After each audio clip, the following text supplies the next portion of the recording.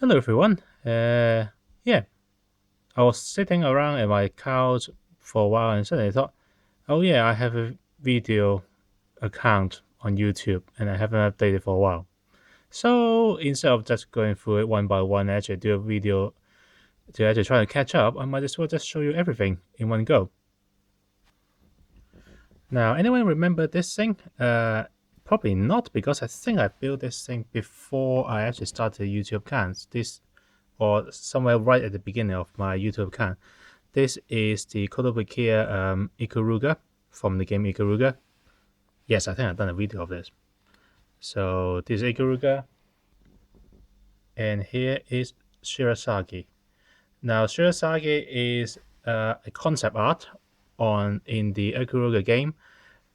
It wasn't actually shown at all in the storyline. It was only shown as a as a concept art in the game. You can unlock it apparently if you play the game well enough or if you play for long enough. Uh, but yeah, it's supposed to be the plane that the main character of the Ikaruga game used before it got shot down and arrived on the Ikaruga Island, where he is given the Ikaruga jet. So this is the failure plane that didn't really work out very well. You know what?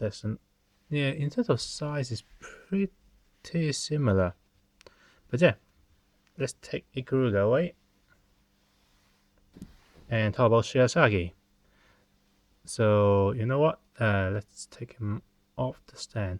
Shirasagi here is a resin kit.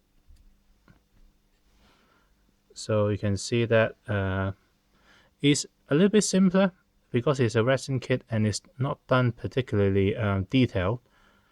So it looks alright. It looks interesting. It has a lot of wing bits which are all warped.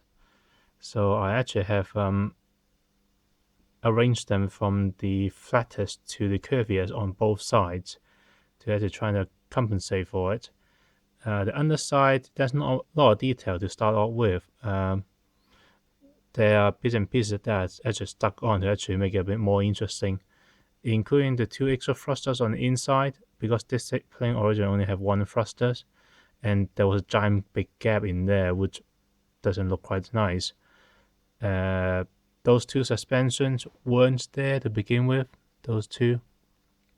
And I just put them on because it looked a bit barren in here. So it's this horn thing, which is a pain in the butt for me, because this thing just keep on snapping off whenever I try to touch it. Let's see.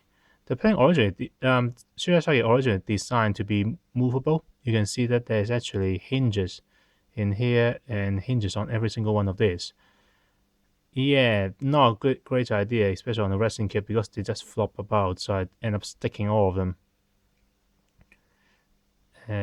Just like Ikuruga, there is a sword on the front for some odd reason. And there is actually one bit of articulation I've retained, and it's the side armor, which still does move up and down a bit. Yeah. Oh, and on both sides is the insignia of the Shirasagi. So let's talk about the base. The base, well, the kit didn't come with a base, so I just put it together. It's 3 pieces of stainless steel from my workplace. There is a piece of metal wire, well, actually like a metal rod that I managed to bend together and stuck to the base. Loads and loads of scrap pieces of plastic from my machine base. It's not machine base, but it's the base version by Wave. And yeah, I just stuck all of them together, paint them all. Use a cracked earth paint on the ground. You can see there to actually make it look a bit more interesting.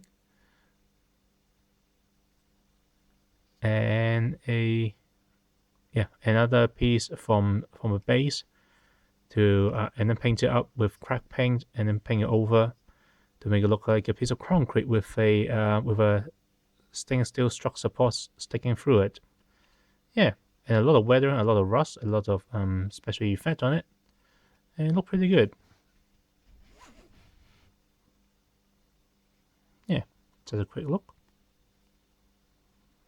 A little bit of foliage to actually make it a bit more interesting than just pale gray and red and rust. Yep. Now let's go to the extreme end, shall we? To dragons. Now this is the Game Workshop High Elf Lord and Dragon. Pretty nice model. I got it from Game Workshop around, what was it, about £27? I think it was a little bit cheaper at the time, so I managed to get it a bit at a reasonable price. Now you can get it about 30 quid or something like that. Yeah, the price on Game Workshop just keep on going up. So I venture out. This is the Caramel Dragon from Reaper. Unfortunately, I haven't got a base for him yet, so it's a bit wobbly because this ground is soft. So I will have to hold him for now.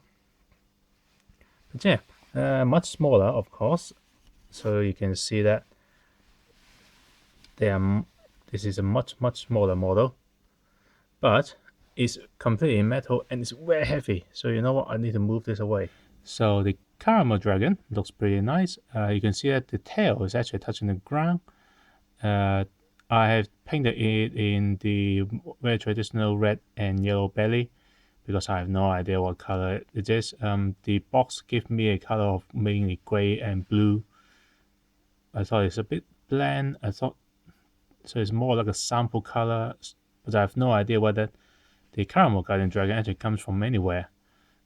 So I don't know whether that is an official color that has to be complied to or not.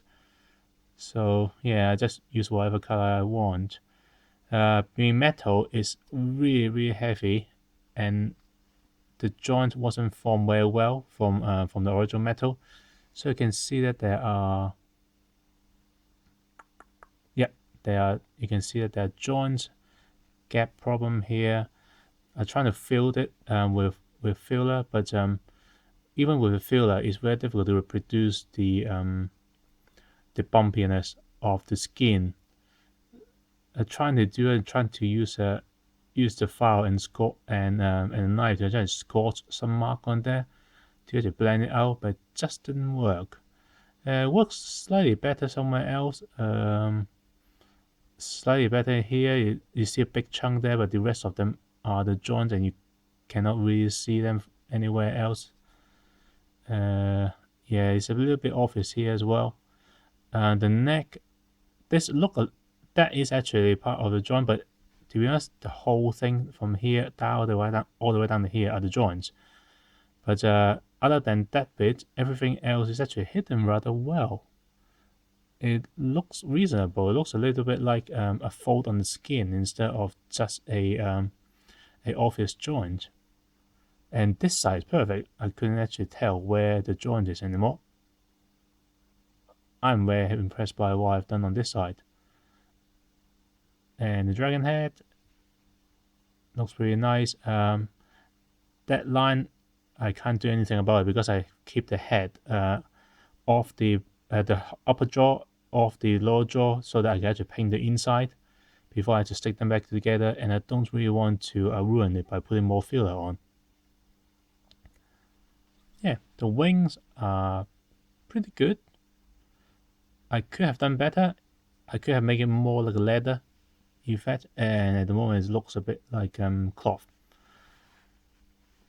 Very happy with the dry brushing of the bright yellow over the brownish yellow scale, and very happy with the light orange going on top of the red scale.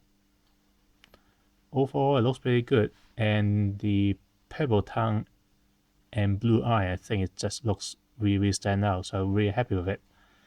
I always need to stick it on the base, probably on another piece of those metal discs that I've got from work. Now let's move on to action figures, shall we? Noel Vermilion, the D-Art version of the character from Blaze Blue. No, I haven't played Blaze Blue. No, I have no idea who is Noel Vermilion. But she was on sale. History was really cheap on HLJ sales about a month and a half ago.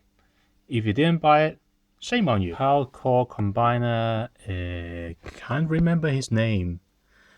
I bought him off eBay because I managed to find him for a very, very reasonable price.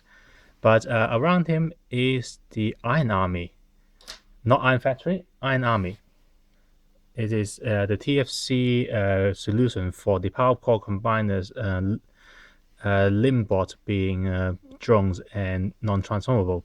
So they make something that is transformable, posable, and looks reasonably good. I'm pretty happy with it. It's a tiny, tiny little combiner. Well, it's not tiny actually. It's combiner was superior. Yeah, damn you Hasbro Europe, damn you Hasbro UK. Took me so much problem to actually get air raid, but I managed to get the whole set finally at the end. And yes, I like Alpha Bravo. Yeah, sue me. But yeah, you can see that, yeah, power core combiners probably around this sort of size, in fact usually a bit smaller. Yeah, combiner wars. Yeah. So you know what? You are great, but yeah, you are going onto the shelf. Finally. Finally. Finally. There you go. Oops.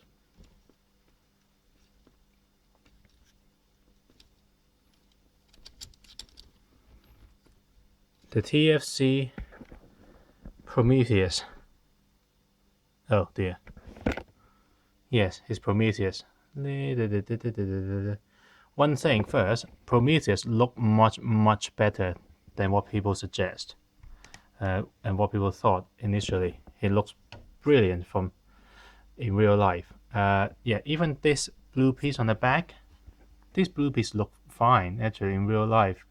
And yeah, worst come to worst, you can pop it off, and his head will look so much more like a modern character. He looks fine, he feels fine. And yeah, some people say that I don't like that motorcycle, but then again, it's a choice really. It depends on what you really want, and I think that using the Dodge Tomahawk is fine. Yeah, I think this is a good set. If you're interested in, it's definitely think about it. Yeah, in terms of strength and durability and stability, this guy's great. Oh yeah, and if you like things that are heavy and weighty and feels like it actually has some heft into it, yeah, this guy's heft. Okay, I've just managed to move Hercules out of the shot. So this is basically it. What I've done for the last month or so. So what is going to happen next? The next thing is this guy, Sacrum. You'll see it later on. Probably, hopefully, by the end of this week or next week, I will have painted him up and show you what it looks like when you completely paint it in shading form instead of just sticker it. Yeah, finger crossed, it will look alright. So this is basically it. Join me next time for another video.